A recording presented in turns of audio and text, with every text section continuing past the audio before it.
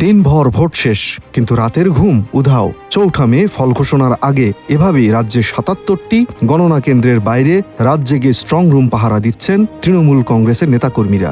তাদের আশঙ্কা, ইভিএম মেশিনে কারচুপি করে বদলে দেওয়া হতে পারে ভোটের ফলাফল। কয়েকটি বুথ ফেরত জরিপে বিজেপির জয়ের ইঙ্গিত মেলার পরেই সতর্ক হয়েছে তৃণমূল। খোদ তৃণমূল নেত্রী মমতা বন্দ্যোপাধ্যায়ের কড়া নির্দেশ, নির্বাচন কমিশনকে সাথে নিয়ে বিজেপি ভোট গণনায় কারচুপি করতে পারে, তাই এক মুহূর্তের জন্যও চোখের আড়াল করা যাবে না ইভিএম। এই আশঙ্কা যে শুধু কর্মীদের মধ্যেই সীমাবদ্ধ নেই, তার প্রমাণ মিলল বৃহস্পতিবার রাতে। গভীর রাতে কলকাতার শাখাবাদ মেমোরিয়াল স্কুল কেন্দ্রের স্ট্রং রুম পরিদর্শনে যান স্বয়ং মুখ্যমন্ত্রী মমতা বন্দ্যোপাধ্যায়।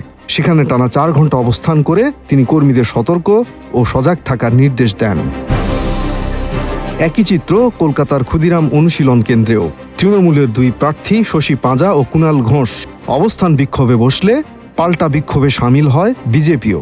উত্তেজনা ছড়ালে নিরাপত্তা বাহিনী লাঠিচার্জ করে পরিস্থিতি নিয়ন্ত্রণে আনে।